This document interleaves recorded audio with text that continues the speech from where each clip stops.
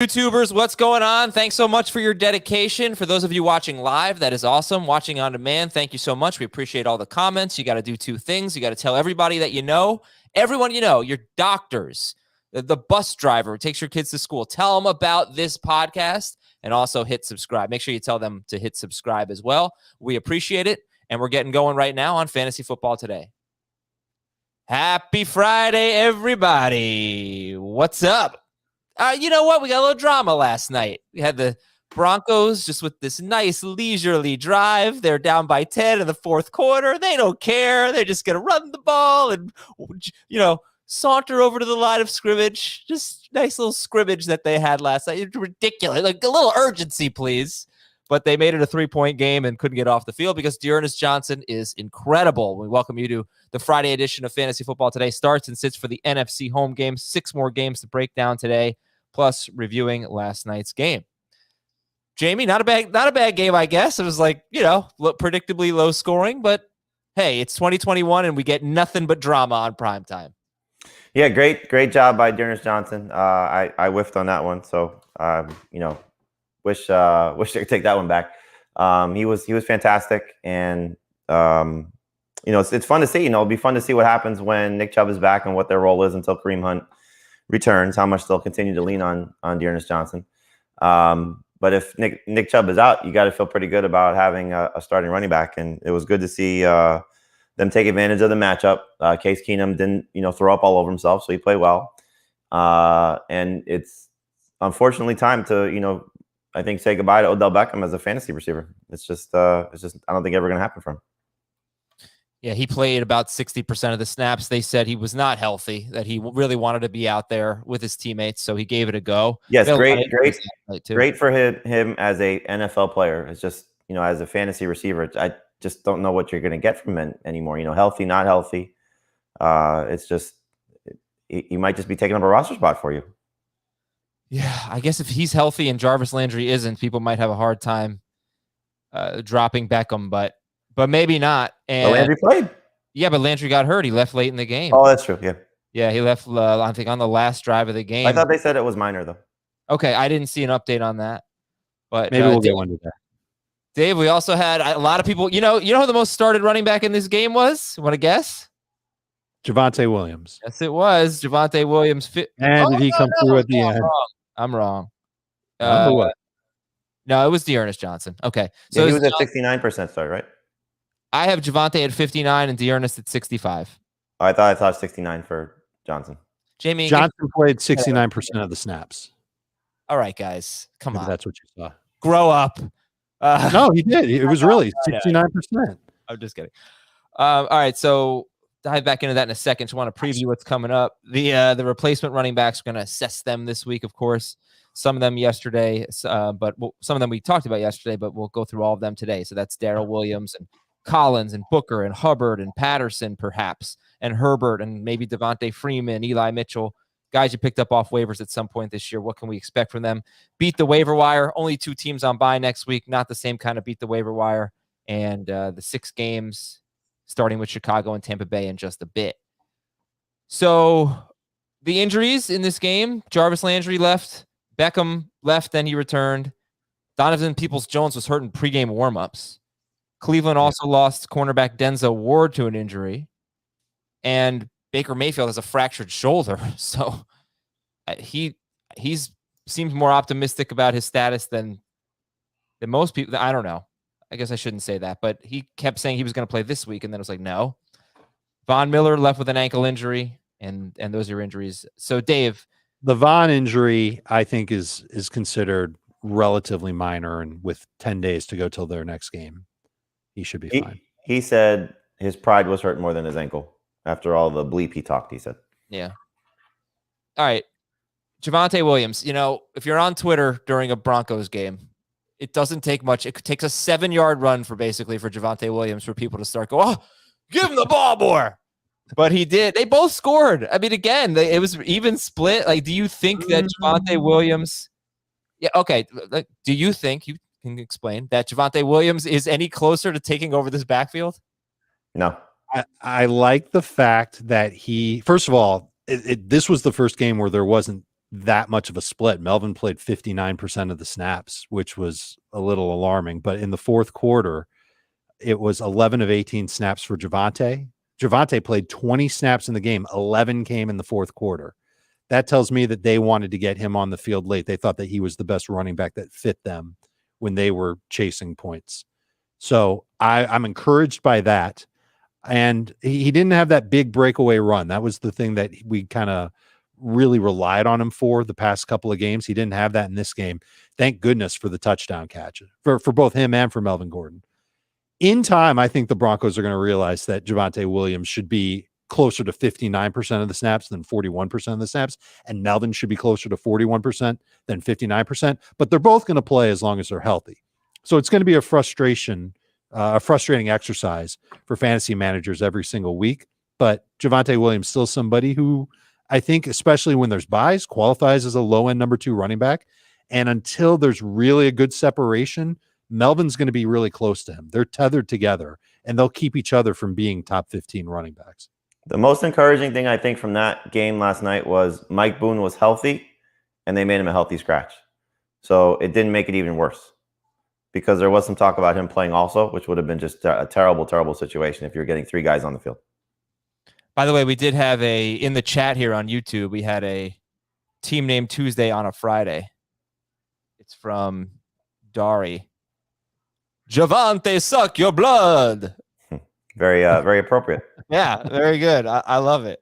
And by the way, name's not going to work at Christmas time. You were right about D'Ernest Johnson's start percentage. So I recorded his start percentage about a half hour before the game, and it was 65%. By game time, it was up to 69%. So people setting their lineups, I guess, kind of late. But just wanted to clear that up. Dave, what did you want to say about D'Ernest Johnson? So 22 carries, 146 yards, and a touchdown, plus 2 catches for 22 yards. Tremendous performance. What did you think? I think that first of all, like I had him, I wrote him as a start in my column, but I feel the same way Jamie does. Like clearly had him way too low in my rankings. I had the Broncos running backs ahead of him. I feel dumb about it, but he not only did he look better than he had previously, the offensive line for Cleveland just mauled Denver's defense. Denver was playing with backup linebackers. You could tell their D-line was gassed by the fourth quarter, and they didn't look particularly good on the very first drive. I mean, Johnson's first run was 20 yards. He looked pretty good. So it's a fresh reminder to everybody. Thursday night, short week, always better for the running backs than it is for the defenses that they play, especially better for them when the offensive line is mostly healthy and the linebackers and defense that they're playing against, especially when they're on the road, aren't healthy. So I think it was just a really good mix for everything to go right for D'Ernest Johnson, and fantasy managers, if Chubb is out next week, can feel pretty good about trying him again. I think 2 things. One, probably Antonio Gibson's going to be the start of the week next week if he's healthy, if he gets Denver. But 2, beat the waiver wire now and get Jared Patterson in case Gibson's out, because that's who faces the Broncos next week.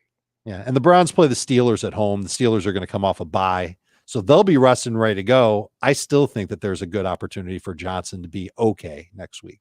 If he's by himself, he's a starter. There's no way about it. You wonder, though, if he's not by himself, if he can get 8 to 10 carries or something like that. Oh, he will for sure. Yeah. Right. They're not going to give everything to Nick Chubb. They'll give a lot of it, but they won't give everything, especially not at 100%. All right, let me just finish with this game here. Do you have general concerns about either offense going forward with their quarterback situations? Obviously, in Cleveland. Yeah, I mean, is that gonna affect Nick Chubb? You know, or do you think he'll be immune? There could come a game where it affects the run game. Yeah, I think the thing for Chubb is you have to hope that he's just more involved in the passing game. You know, so if he's getting maybe 3 to 5 catches a week, then he'll be fine. He's just too good. And this offense, look, it sounds like Conklin's close. So with Conklin and Will's back last night was huge. And so I think as long as the offensive line's intact and you have, the receivers healthy to at least threaten the defense, they may not be great fantasy assets, but they're still going to be good players and scare defenses to whatever extent. So Chubb will be fine. He may not return top 5 value, but I think he'll still return top 10, top 12 value. And Johnson will be, a good complementary option, when everybody's off a bye. He's probably still in the flex conversation until Kareem Hunt is back because, like you said, 8 to 10 touches in this offense is probably still very good. But for the Broncos, I think you got to be a little concerned because Teddy's looked bad the last 2 weeks. And, you're just seeing how teams are defending them at this point. If you take away the big play to Sutton, the air yards are great to talk about, but if they're not connecting, it's not going to help you if he's not finding the end zone. And they were just sitting on Noah Fant's routes. Tim Patrick picked the worst time to have a bad game because Jerry Jeudy's now back in week 8, according to reports.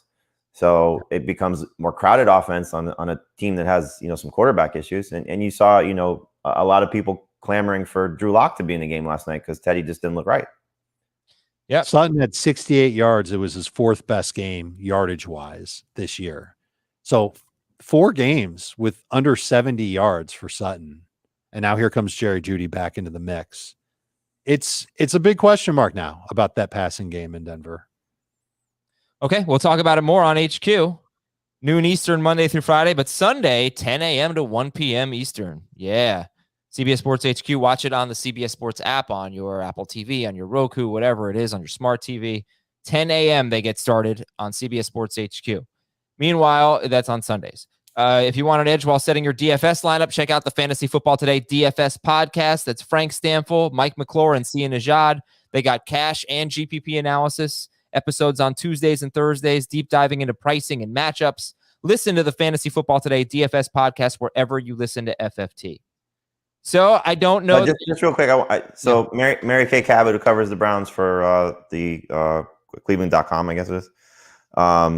She said Stefanski said about Jarvis Landry that who hobbled off late after landing awkwardly on his knee is okay. So for what that's worth. All right, that's good. That's why I saw it. Good. So we'll get him next week. He's a clutch receiver.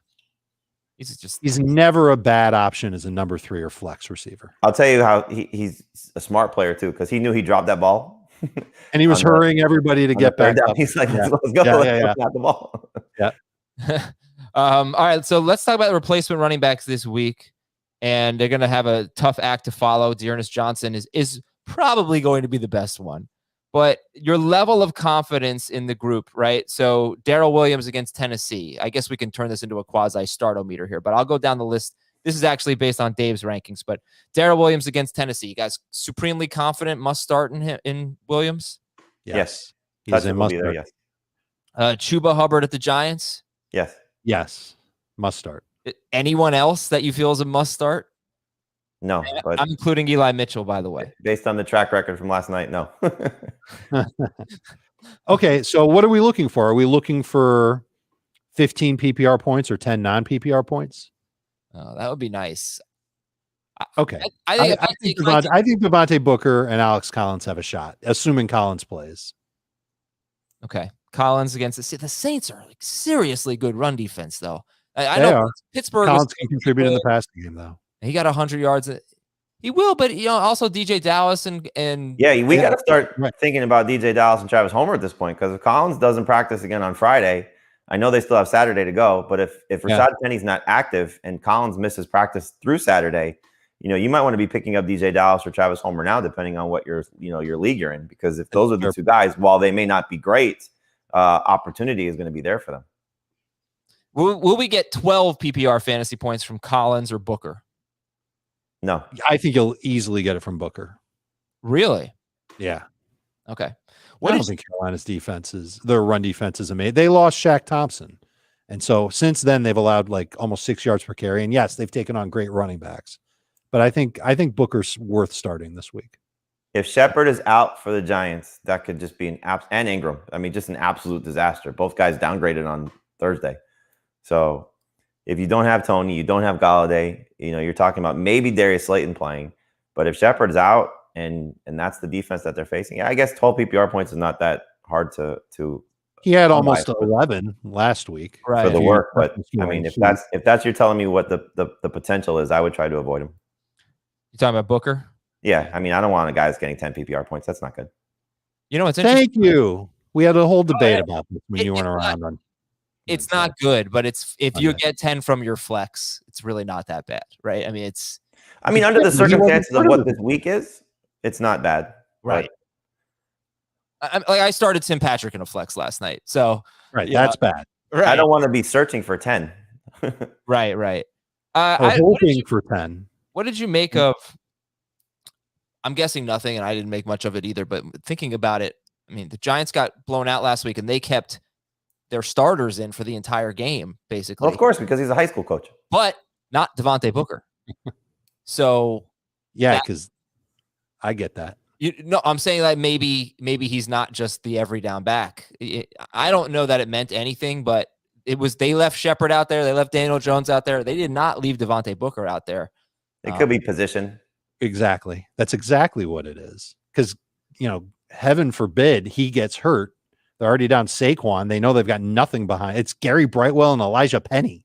Right, but he's more definitely no run game if they don't have Devontae Booker. I can't believe Booker's that important, but here we are. All right, so we got Jared Patterson potentially. Gibson did practice yesterday, so we're ranking. I see he was upgraded to limited. Who, Gibson? Yeah. Yeah, I said he did. They did practice. I'm sorry. Yeah. Khalil Herbert at Tampa Bay with right now no Damian Williams. Devontae Freeman against the Bengals with Murray missing practice so far. And then Eli Mitchell, maybe we didn't really consider him a replacement running back because it's been since week 1, but I put him in this list. Would Mitchell be better than Herbert and Freeman or no? For me, yes. Not for me. Not Freeman in PPR. No. Nah. It's a tough week right now because we don't know if Murray's going to play. We don't know if Gibson's going to play. We don't know if Damian Williams is going to play. Well, I mean, we'll know in a few hours. Most likely. Probably. Yeah. All right, so let's get ready for the hey Adam, what do you think about Devontae Freeman? Oh, hold on, just got the practice report from the Ravens. Yeah. Well, why don't we talk about movies or something for the next 3 hours until the practice reports come out? I mean, we might as well. All right, see you at 2:00 for the mailbag show. So it seems like Darrel Williams and Chuba Hubbard are supremely confident starts. Collins and Booker are on the fence. And then after that, I think that Heath is going to like Khalil Herbert in PPR if there's no Damian Williams. My guess is more than you guys. Let me check the rankings. I don't mind Herbert.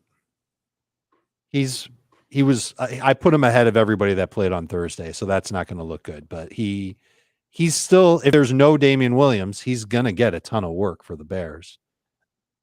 Is he though? Because I don't think the Bears are going to completely abandon their run game. I think they fancy their run game as a solid part. If they can stay in the game early, Herbert's going to be fine. If they get blown out early, then it's going to be bad for Khalil Herbert. So it's just how you sort of approach the game. I don't think Herbert's going to have a great game. I would take the under on the 10 PPR points if he doesn't score. If he scores, they'll be fine, but they don't give up a lot of rushing touchdowns. So that's the problem.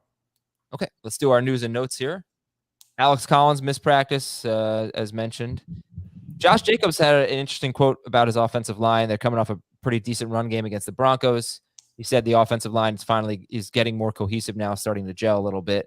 And he also said, I tell them, not about his offensive line, I think he meant his coaching staff. I tell them, I don't want this to be a one-man show. My body don't want this to be a one-man show. You feel me? So I tell them, incorporate Kenyon Drake just to see him have success and have him kind of coming into his role on this team has been huge. That's Josh Jacobs talking about Kenyon Drake. That's wild. Usually you don't hear players talking about that. Usually players want the ball all the time, especially running backs. Yeah, this is a good story about the run game on ESPN. Dallas Goedert off the reserve COVID list, but he did not practice. So hopefully he gets out there today. We're ranking him as of now. There have been some inquiries about Marlon Mack. According to Josina Anderson, 4 teams that are among the teams who have inquired are the Chiefs, the Panthers, 49ers, and Saints. Jerry Jeudy expected to play next week, as Jamie mentioned.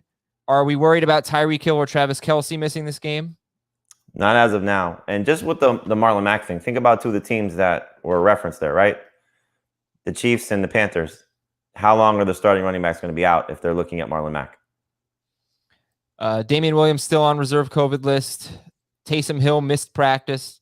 Traquan Smith could be back this week. They got the Monday night game. T.Y. Hilton missed practice. He's 50-50. Sterling Shepard and Evan Ingram both on the injury report. Now, Shepard was limited with a hamstring injury. Ingram missed practice. I don't know. Darius Slayton? Oh, darn. No, Slayton would be good for Slayton if Ingram didn't play. That's what I mean. Yeah. Right. Like, pick him up. Desperation. Deeper leagues, yeah. Yeah. Yeah. A.J. Brown missed practice, but I think we expect him to play. as long as he didn't eat any fast food this week. Julio Jones practiced. So are you guys ranking Julio Jones? Not yet. It was limited. Right. Let's see what happens on Friday. My guess is that he'll be limited on Friday, and then he'll be listed as questionable, and we'll take it to Sunday. Okay. Antonio Brown still missing practice. There's got to be some concern there, right? And Rob Gronkowski too.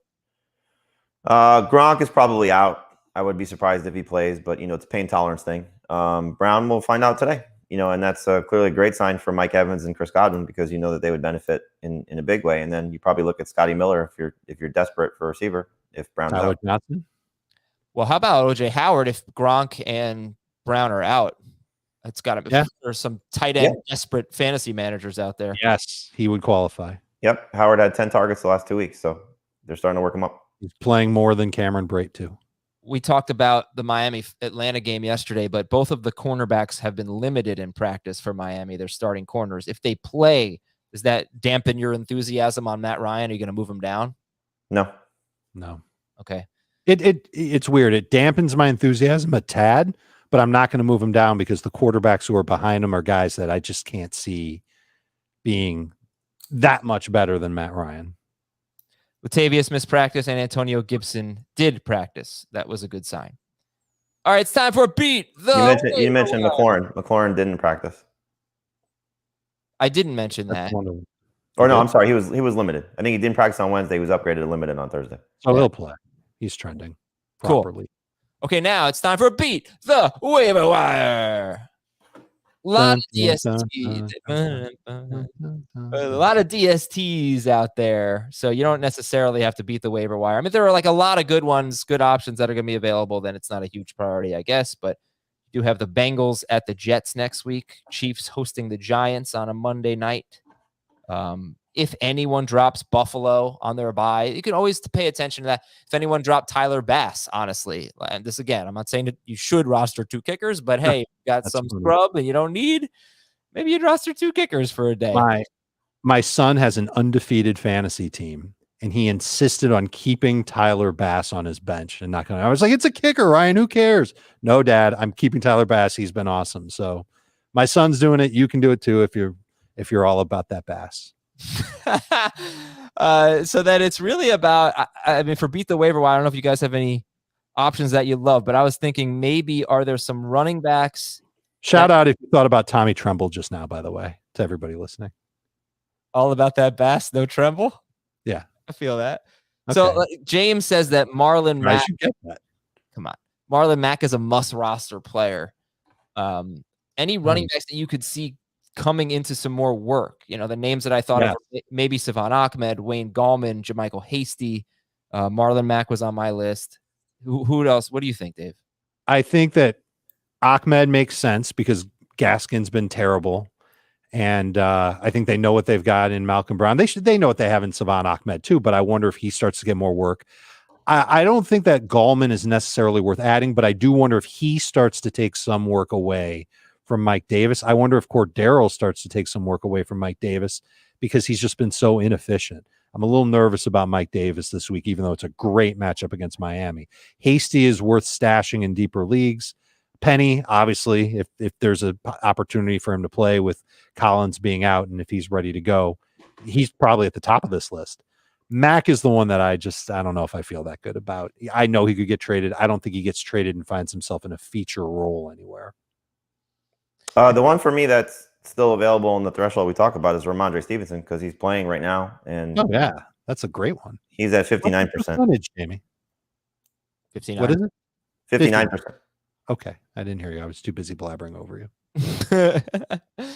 If there's so many, I mean, there are so many DSTs that I think are worth. It's not also, if we're talking Marlon Mack, it might not be a bad idea if you have a roster spot to put one of the Texans running backs on your list too, because if those guys get traded, it's still a possibility before November 2nd. So Ingram, David Johnson, Phillip Lindsay, I can't imagine that they're not trying to make calls to see if somebody will give them a 6th, a conditional pick, something, just to, alleviate the clutter of what those guys have been and get some value in return because they don't have any long-term value to that team. Maybe Lindsay does, but that's about it. Okay. And I think T.Y. Hilton is an interesting wide receiver. He has Tennessee, the Jets, and the Jaguars beginning in week 8. So he had 80 yards, I think, right? 4 catches for 80 yards last week in his only game. So Tennessee next week, then the Jets, then the Jaguars. Hilton's about 50% rostered, something like that. Jamison Crowder. Yeah, Jamie, though, it's kind of your thing. Do you have any kicker streamers out there for the Justin Tucker managers for week 8? Oh, let me look. No. All right, let's go to the Startometer here, and then we'll get into the starts and sits for all 6 games. But these are the last 3 games we're going to talk about. If you don't have all the time in the world, you can't make it to the end of the podcast. We'll give you the cliff notes on these 3 games. Greg Joseph. Greg, there you go. You fulfilled your duty. Startometer for the Lions and the Rams. DeAndre Swift, 0 to 10. 10 in PPR, 9 and 9. All right, he's a start. Jamal Williams. 5 in PPR, 3 and none. Any Detroit wide receiver. St. Brown would be the best one. He would be a 6 in PPR. Everybody else, blah. Hawkinson. 8. You're going to start him. I'm going to call him a 7. But there's things about him that made me nervous this week. I like that the targets were back up last week. Yeah. Okay, how about Goddard or Hawkinson? Hawkinson. Oh, split decision. Robert Woods against Detroit. 7. 8 in PPR, 6 and none. Should know, 7. everybody, that no team has seen fewer pass attempts than the Lions. Not even the 4 teams who had a bye last week. That's okay. Stafford can throw 4 touchdowns on 25 pass attempts. He can. He's been great in blowout wins where he hasn't had to throw a lot. He's been He's been great at home too. He's been great. He's been great. Sentence over. Tyler, yeah, it was less about Stafford. It was more about Robert Woods. You know, you might get like 5 targets, but Tyler Higbee. 7. 5 in non-PPR, 6 in PPR. They tried to get him in the end zone last week. 3 targets inside of 12 yards. Just couldn't connect. Couldn't let him roll into the end zone. I bet he's got a shot to score this week. Washington at Green Bay. Taylor Heineke. Like a 3. 0. Antonio Gibson. 7 if he plays. And J.D. McKissick. 10 in PPR if there's no Gibson. 7 and none. And if Gibson does play, I'd call him a 6 in PPR and a 4 in non-PPR. Ricky Seals-Jones. Go ahead, James. I'd say 5 in non-PPR, 6 in PPR. I'll go 2 notches higher. I'll say a 7 in non-PPR and an 8 in PPR. So you like him the same as Hawkinson? I do. I think they're ranked very close to each other. He's just playing all the time. He gets a lot of targets from Heineke, as ugly as they may be. Got to start tight ends like that. Okay. A.J. Dillon against Washington. 4. Yeah. Jamie, I'll give you the Texans. Dave, you can get the Cardinals. Mark Ingram at Arizona. 0. You know, he has had like 16 or more carries in 4 games, but okay. Brandon Cooks. 9. All right, Dave, you're up. James Conner against Houston. 7. Any format. Let's just pause on Conner here because great setup for him. And Edmonds, by the way, has 10 combined carries in his last 2 games. It might be a health thing for him because, you know, he's been dealing with this shoulder injury. So Connor's getting even more work. He's getting about 1 to 2 catches each of his last 4 games too. So that gives you a little bit more. But the replacement running backs versus James Conner. Dave, you can go first here. How many replacement running backs, waiver wire running backs, would you start over Conner? I would start Darrel Williams over Conner. I would start Chuba Hubbard over Conner. That is the end of the list.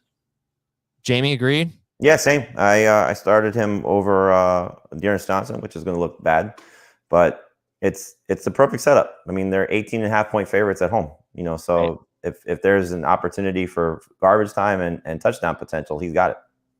All right, Chase Edmonds, Dave, against Houston. He's going to be a notch below. He's going to be a 6 in PPR and like a 5 in non-PPR because he's not getting the work. He's not getting crazy catches. He's not working at the red zone. It's a terrible game script for him. I don't feel very good about Chase Edmonds this week. An Arizona wide receiver not named DeAndre Hopkins against Houston. AJ Green is like a 6. Kirk's a 5. Rondale Moore is like a 2.5. Are we throwing Zach Ertz in there as well? That's my next one. Ertz. Or Ertz is a 6. DeAndre Hopkins is a 5 billion. Okay. 5 billion for DeAndre Hopkins. And let's go to the games. Chicago at Tampa Bay. Stat of the game.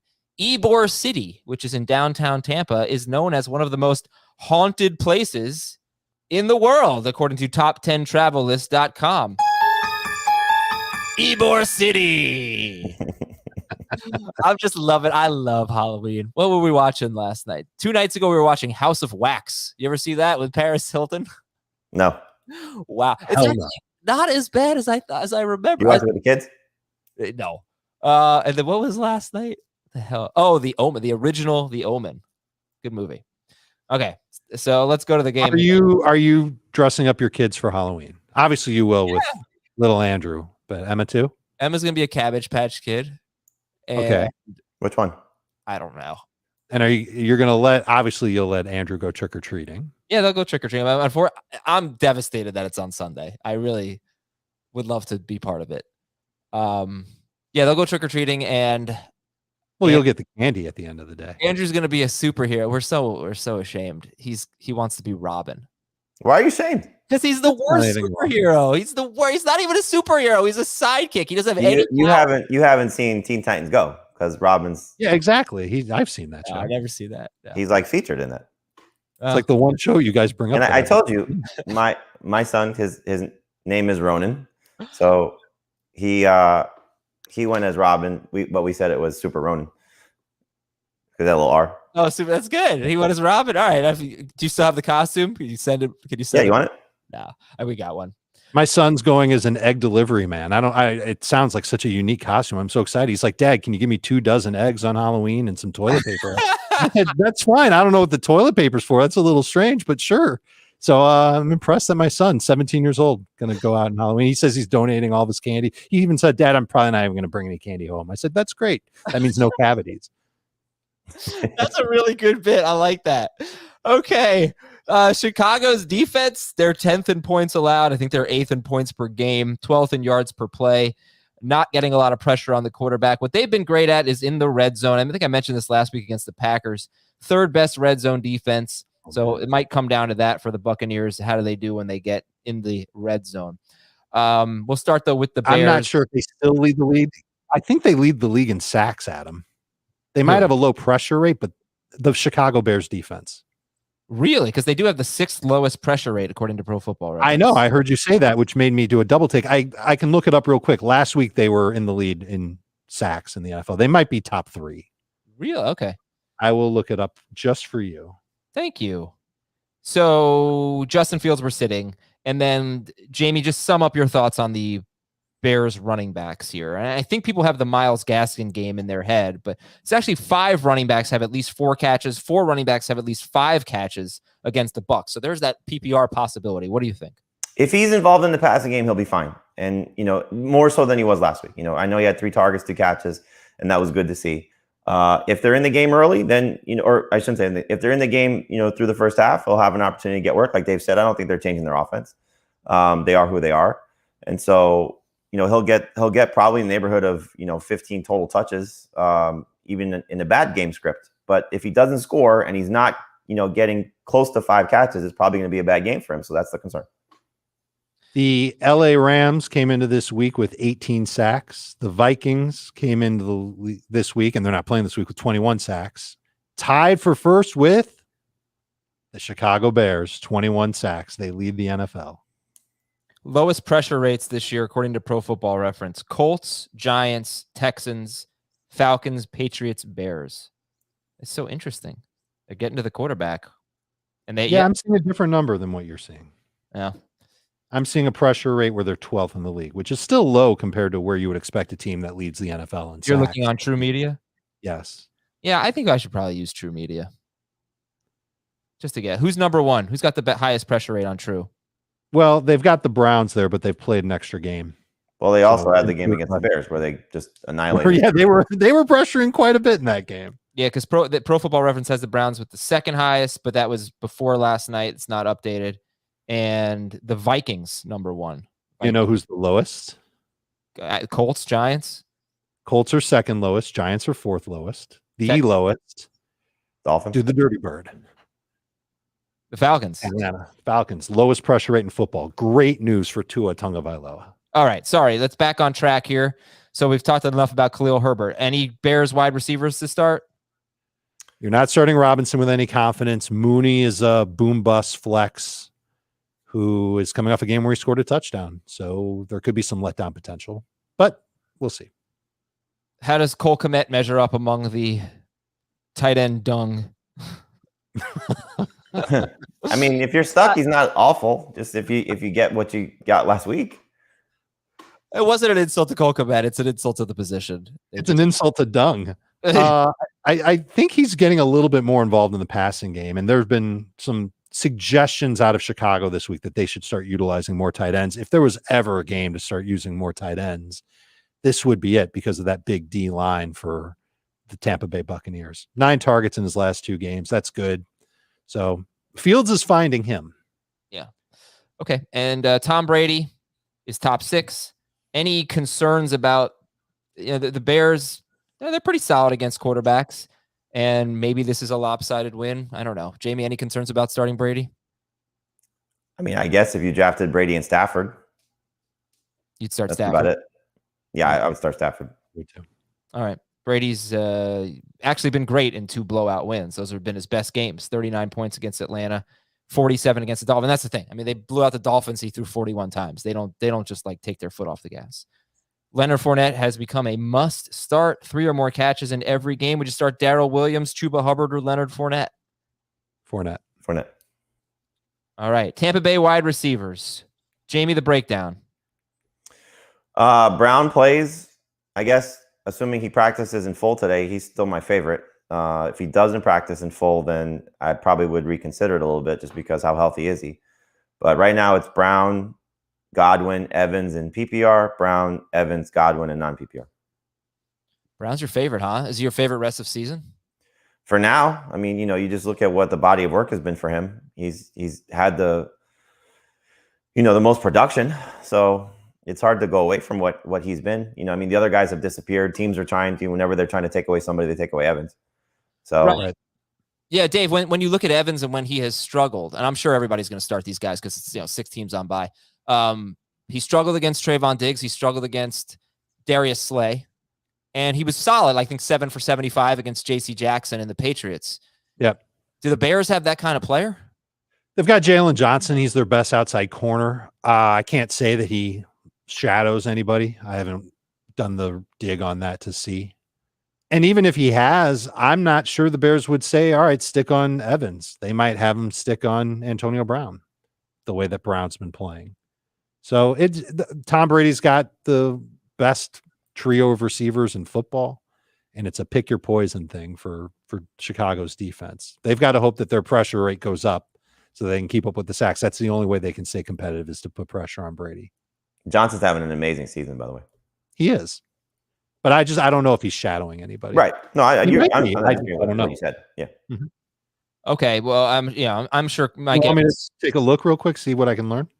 Yeah, if you want. Mike Evans' star percentage will probably be way up there around the 90s. And Godwin does not have 74 yards or fewer in 5 straight games. Mm-hmm. Only 1 game in his last 5, Jamie, with more than 7 targets. So is Godwin still a must start? Yes. All right. Unless you're loaded at receiver. What if you have a running back? What if you have Darrel Williams? Yeah, I'd go Williams. So if it's 2 receiver league and a flex, sure. Yeah, I mean you get away from Godwin in half PPR and non PPR. It just at some point he's going to have his game, right? And if Brown is banged up, missing practice time matters to certain players, and so Brady's working on some things with Godwin maybe that he wouldn't normally work on if Brown is there. So I'm just speculating, but that's how things go typically Yeah. with teams. You don't want to. So, You just don't want to miss the 120-yard and touchdown game from Godwin. right. So much upside. So, especially again, 6 teams on a bye. Like you said, everybody's going to start Evans. Everybody's start Godwin. So you got to have, like you said, a loaded roster, certain circumstances to be sitting him. And I don't think most people have that. OJ Howard. So there's only been 2 games this year where Jalen Johnson has moved away from being just a right cornerback. It was against Cleveland in week 3. He played outside cornerback and, more to the right side than the left side. And then last week against Green Bay, he was outside on both spots about half the time. I don't know if that means he shadowed Devontae Adams. It definitely means he didn't go into the slot with him very much. He lined up in the slot 5 times. There's a chance that last week he did shadow. I just can't say it's 100% sure. But for the most part, he's played one side of the field. Adams had 4 catches for 89 yards on 5 targets. So I wonder if that had anything to do with it. That's pretty interesting. Okay, OJ Howard is only 9% rostered. If Gronk is out, which is what we expect, where is Howard going to end up in your rankings? Just outside the top 12, but it would certainly be worth looking. More so if Brown is out, because I don't want to chase last week's numbers, but it's not bad. I mean, the Bears have been good against tight ends, but it's not like they faced a lot of great ones. No, but 42 yards to Hawkinson, 45 yards to Waller. Both of them had 8 targets. Waller had some missed production, though. Some big plays that just missed on. But also Higbee had a big game, and Austin Hooper scored. All right, Tampa Bay's defense. It looks like he did follow Beckham and Adams. Interesting. Oh, maybe he will follow Mike Evans this week. All right. Maybe that's a DFS thing to know. New Orleans at Seattle. Trivia question. Who leads the Saints in receiving yards? Who leads the Saints in receiving yards? Jamie says Deontay Harris. I'll say Callaway. It is Deontay Harris. Oh, there you go. Nice. That leads us to our stat of the game. A wide receiver has scored 18 or more PPR fantasy points against Seattle in every game. That would be Pascal, Julio, Jefferson, Debo, Robert Woods, Deontay Johnson. 4 of them had 118 or more yards. Now, that's a lot of elite receivers there. But do you have any interest? It would probably be Callaway. Any interest in Callaway this week? I saw Dave dropped him in a league, and I'm thinking, maybe I should pick him up. Marquez Callaway, what do you think, Dave? I think he's an option. Traquan Smith sounds like he's trending on coming back too, so that would get him on the field, and that would give Jameis another target. You can't feel good about starting any Saints wide receiver because they've been just so up and down. Callaway's in that same range that I would put Darnell Mooney in, a boom-bust type of flex. I think the nice thing for Callaway is the last game they played, Jameis threw 30 times, which was a season high. You have Taysom Hill maybe not playing, so could be a few more attempts for Jameis as well. And Callaway, I know he had the 49-yard Hail Mary, but he had 8 targets in that game. Yeah. And so that's the encouraging thing, is that the 30 attempts and the 8 targets. And so if there's an opportunity for him, given the matchup, if the attempts are up, so could be a good spot for Marcus Callaway. But like Dave said, it's hard to trust him. And Traquan's interesting too, so I think when you get to the showdown slate for Monday night, both those guys are certainly in play if Traquan's active. But that's another beat the waiver wire guy. If Michael Thomas is going to continue to be out and they're trusting Jameis more, Traquan Smith and Jameis had a pretty good connection in the preseason. I'm surprised at where Jameis Winston is ranked this week. 12th for Jamie, 15th for Dave, 12th for Heath. And because, how much of it does depend on Taysom Hill. When he's been healthy, Jameis hasn't thrown more than 23 times in a game. And he goes up to 30 in week 5 when Hill got hurt. So maybe that's a big factor here. But Jamie, why did you put Jameis Winston 12th? Well, it's the quarterbacks on a bye. It's the matchup against Seattle. They're 4th in passing yards allowed to opposing quarterbacks. So there's a great spot here for Jameis to not necessarily have to need volume to still be successful and have some of these big plays, whether it's Harris, whether it's Smith, whether it's Callaway. But yeah, if Taysom Hill doesn't play, and that's how we usually approach it, if the guy's out or has missed time, we factor that in. But it's just a good spot for Jameis, so hopefully coming off a bye, they add some new wrinkles. It seems as if Sean Payne's getting more confidence in him. And so I think he could have some success. It's really comparing him to Garoppolo and Bridgewater last night and Wentz and those guys, Darnold. And I just think he's ahead of them based on the opportunity he has against the team he's facing. One difference here, Jamie has Winston ahead of Joe Burrow. Dave has Burrow well ahead of Winston.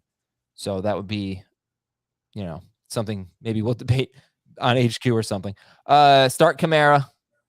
And we talked about the wide receivers, and I'm assuming no interest in a tight end for the Saints, right? The only thing I can think of is that the Saints went into their bye week and they looked at the film and they said, Juwan Johnson's been okay. We haven't given him enough work. Let's give him more work. They could very easily say the same thing about Adam Troutman.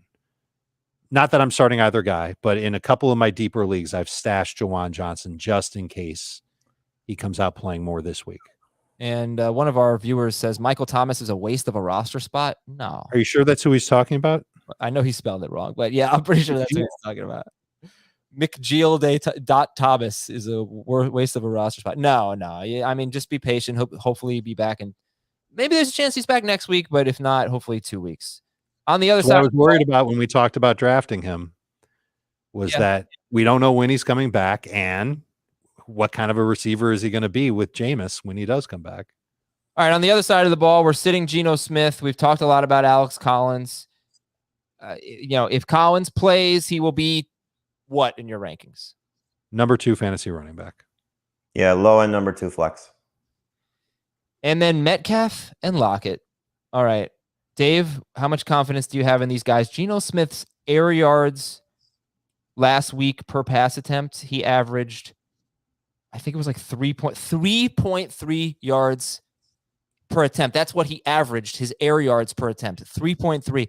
So he was 8.8 when he came in against the Rams. Yeah. That's got to be better. So what do you think about Metcalf and Lockett? The big difference is that he was playing against a Steelers team that was pressuring him like crazy, and he melted like a hot Halloween house of wax.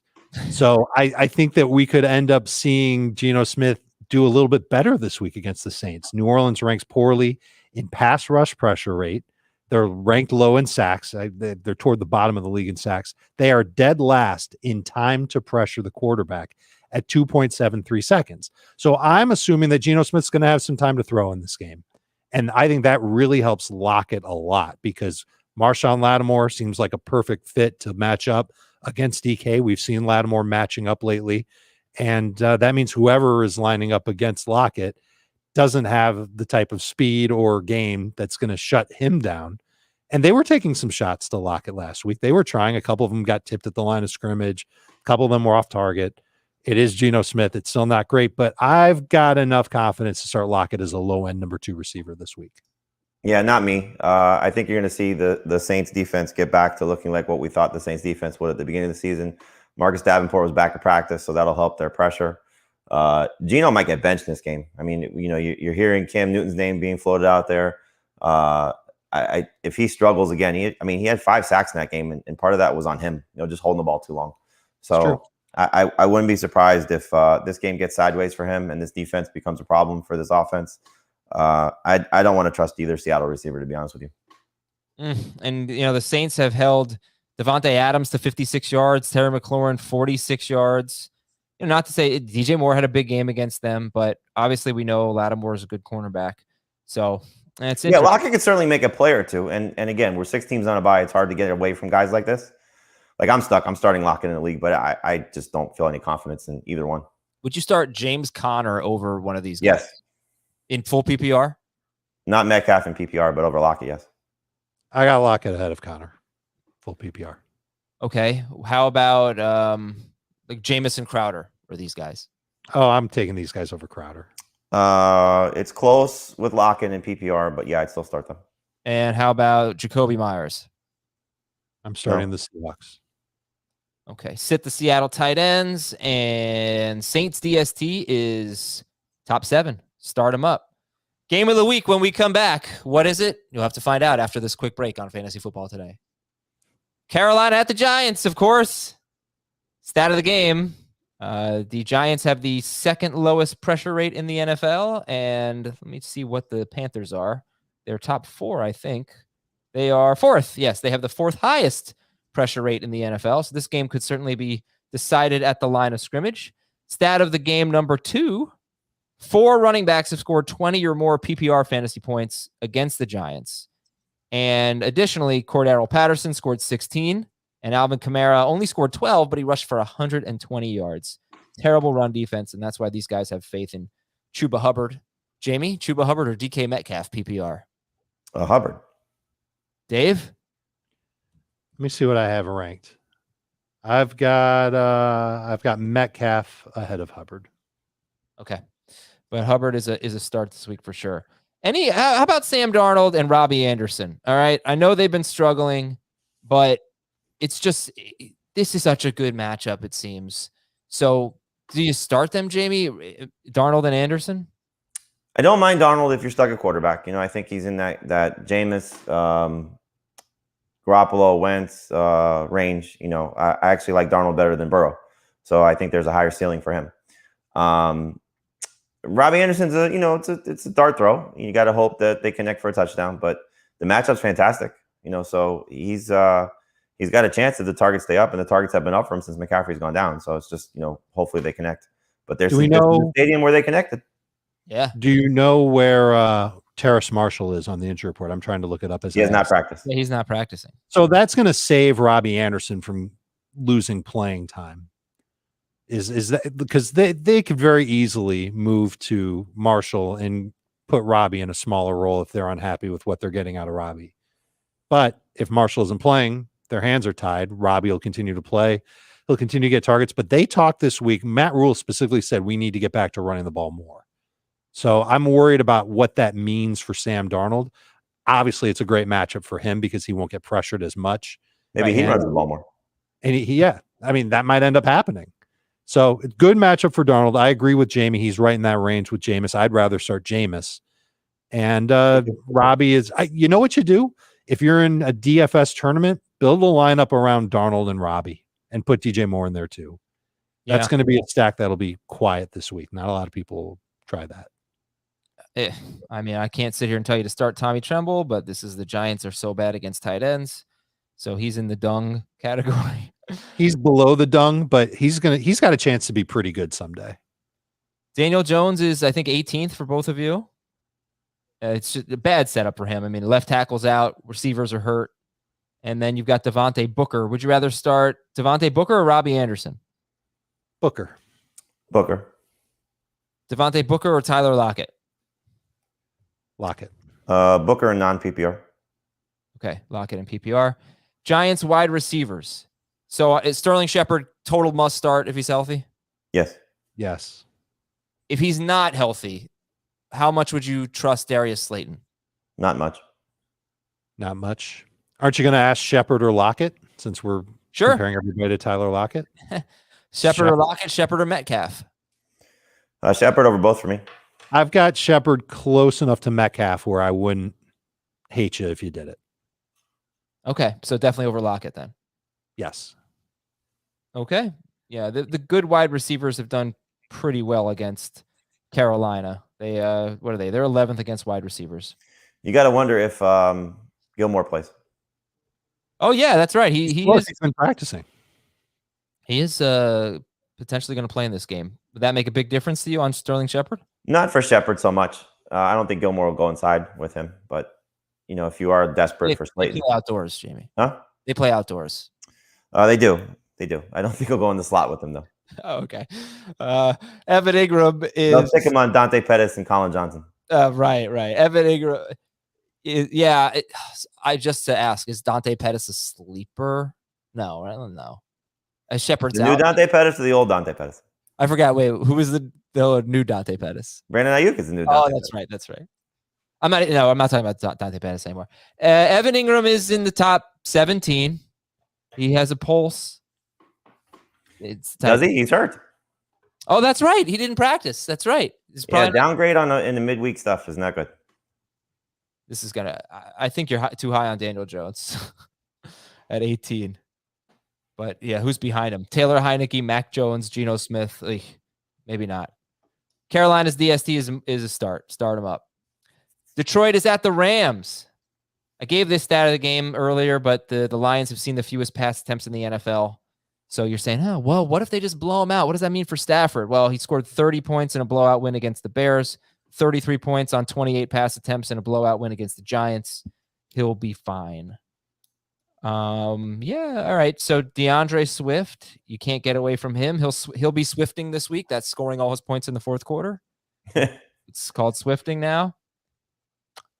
What else in this game? Want to spend a little more time on Robert Woods?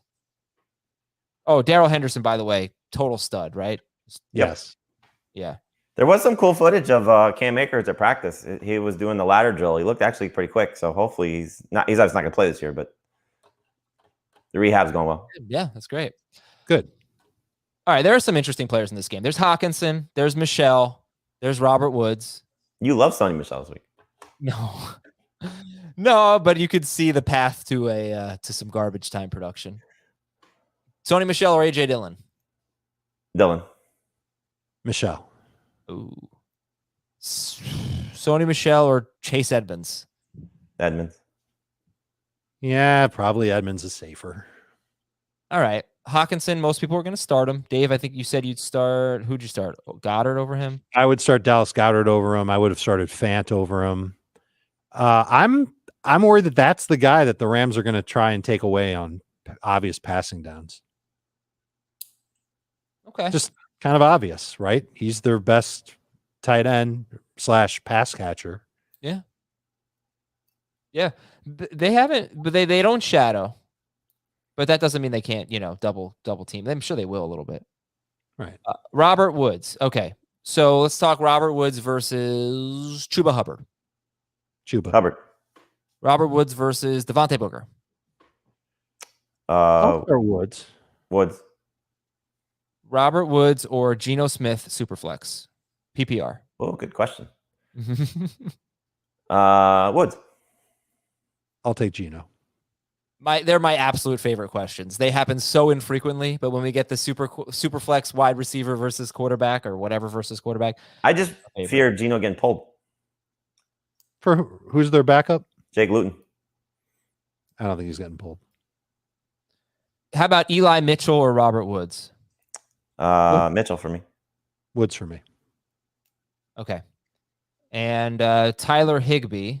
Dave, you said you have him and Hawkinson ranked very closely. He's top 12 for everyone. He does have this is cool for Higbee, by the way. 6th most red zone targets, 4th most green zone inside the 10 targets in the NFL. So, and he almost scored last week, maybe twice, as I recall. Yeah, I said it earlier. He had 3 targets inside the 12. 2 of the catches were like he was on the ground right by the end zone. Okay, so it was twice. Yeah. Very close. It's like they were trying to get him in. You definitely want people in this game for what Stafford could do. I got Hawkinson 1 spot ahead of Higbee. Both top 10 tight ends. Seals Jones behind them. Rams DST is number 1. Anything else? We good here? Amon-Ra St. Brown deserves a mention. He has 23 targets in his last 3 games. He's been running a little bit deeper routes, too. He's not just doing the short stuff anymore. And when Goff has time to throw, he's looking for him on those longer routes. And when Goff doesn't have time to throw, which is what I think is going to happen this week, he'll get a bunch of dink and dunk passes. So in full PPR, I think he should be considered a flex. And I forgot Jamal Williams. I mean, we did this in the Startometer, so. But Jamal Williams or Sony Michel?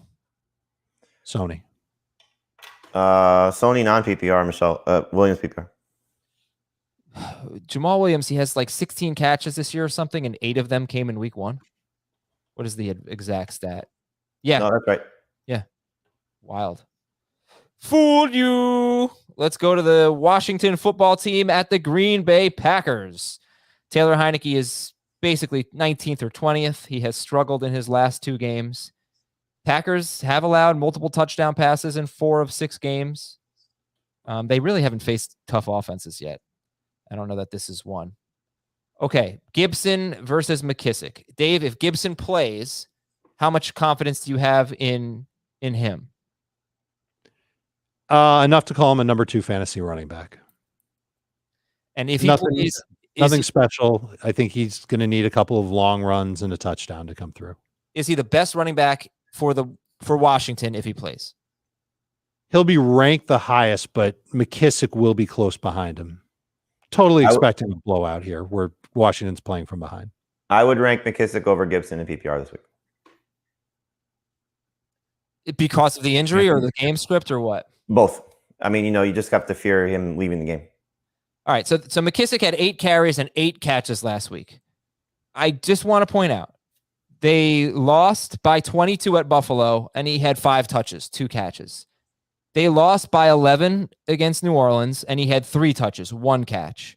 And they trailed by 11 with 12 minutes and 12 seconds to go in the fourth quarter. You would think he'd have more than 1 catch in a game like that. So, again, this is not me disagreeing, but I do need to bring it up because these pass-catching running backs can be very unreliable on a week-to-week basis, and it's not like last week was the first good game script. Almost every week has been a good game script from McKissick, and he's turned in 3 good games with 5 or more catches, and he's turned in 3 terrible games with 0 to 2 catches.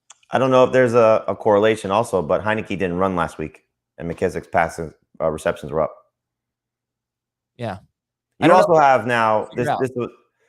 Give me the games you said again. The bad ones? Yeah. Lost by 4 in week 1 and had 1 touch against the Chargers. Okay, so Samuel didn't play in that game. Lost by 22 at Buffalo, had 2 catches. Samuel, I don't think played in that game. Lost by 11 against New Orleans, had 1 catch. I think Samuel did play in that game. Yeah, I don't know. Is he really? Well, I mean, you're just taking a pass catcher off the field, but last week they were down. Samuel barely. No Logan Thomas, no Curtis Samuel. Diami Brown got hurt in that game. I'm going to guess Ricky Seals-Jones probably got hurt in the game because where else did he get injured?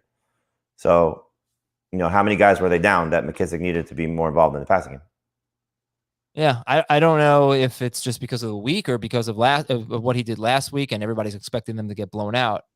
I just think that it's a little unpredictable with J.D. McKissick. But of course. Yeah. But at least if you're just looking at it, 3 of his last 5, he's been 16 or more PPR points. So, if you're just going based on track record, now every other game, so the roller coaster could continue.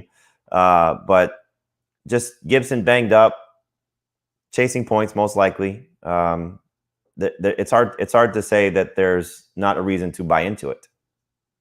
There's one other thing. Green Bay plays a ton of zone coverage defense. They've done it consistently all year. That usually helps quarterbacks check down more often, especially guys who know that they've been so inconsistent, like Heineke. He'll take the safer route. He'll check it down to McKissick when they're down. And I think there's a good chance for McKissick to get 5+ catches. Okay. Start Terry McLaurin, right? Yep. Fire him up. And then Ricky Seals-Jones or Tyler Higbee?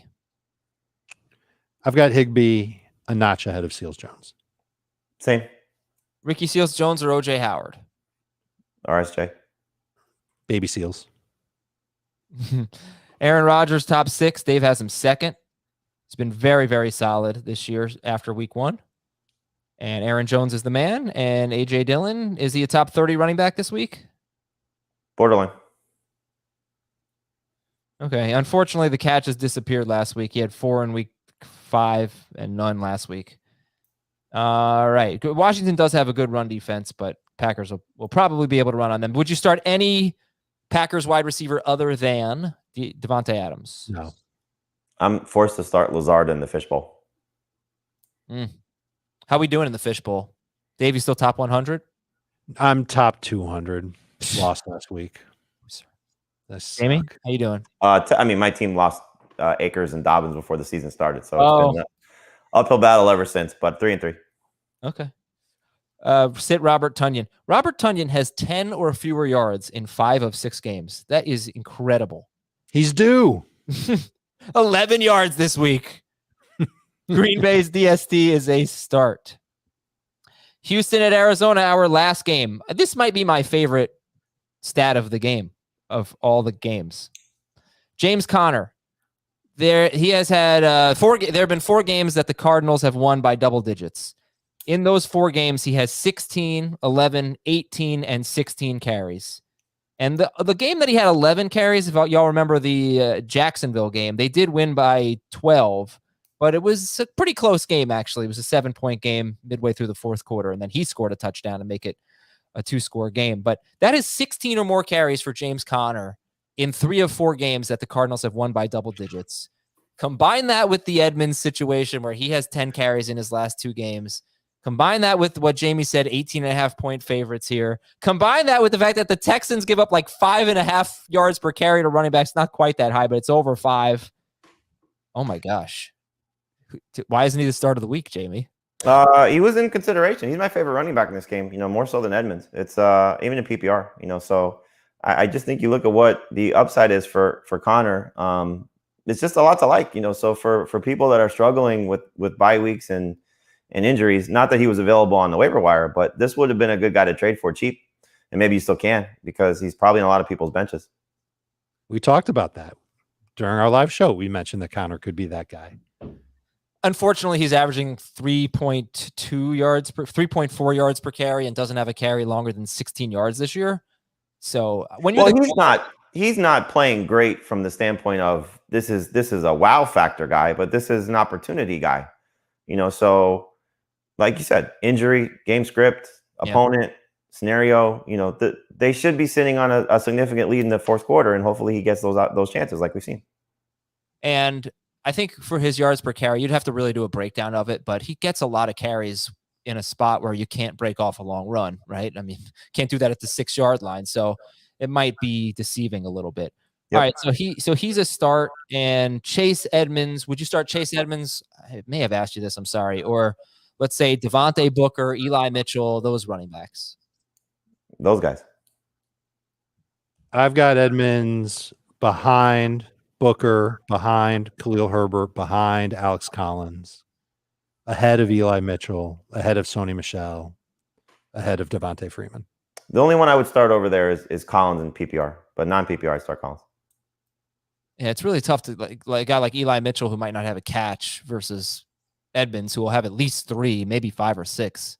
Hope he gets back into the swing of things. So you guys now you're adding another mouth to feed in the passing game too. So yes, that's really important to talk about is the impact that Ertz is going to have. Theoretically, he's there to take the middle of the field and help stretch defenses that way instead of just them playing over by the perimeter. I think that could lead to some target drain for Edmonds. Edmonds has 2 games this year with 5+ catches. My guess is that it stays at 2 games this year with 5+ catches. They'll have 4 or fewer on Sunday. How did Edmonds do, Adam, if you have it in front of you, in the games where Max Williams went crazy? I've got it if he doesn't. Okay, go ahead. I'll give you another. Right. So Max Williams, week 2 against Minnesota had 7 catches. Week 4 against LA had 5 catches. Against the Vikings, he had 5 catches. Edmonds had 5 catches for 29 yards. And against, what was the other team? LA, I said? Yeah. LA for him, 4 catches, 19 yards. So terrible receiving average in those games. 1 with 4 grabs, 1 with 5 grabs. Disappointing. Also, teams don't throw on the Texans because they don't have to. They've seen, I think, the 4th fewest pass attempts. Yeah, 4th fewest pass attempts per game in the NFL. So it's all working against Chase Edmonds. Now he's going to have a huge game. And it's also working against the passing game in general, not Kyler Murray. You start Kyler Murray and you start DeAndre Hopkins, but this is the ultimate revenge game. Yeah. That dude did not want to be a part of the Houston Texans. Guarantee you he's had this game circled for 2 years. And okay, Zach Ertz is top 12 for you guys. We actually debated him yesterday in the rankings disputes. Heath has him closer to 20. But look, there's got to be some concern with Ertz, right? It's first week with the team, and we just talked about all the target distribution and low pass volume. But I guess how can you justify anyone behind him? Is OJ Howard behind Zach Ertz? He is for me. I just think this is feature new toy and matchup that's favorable at home.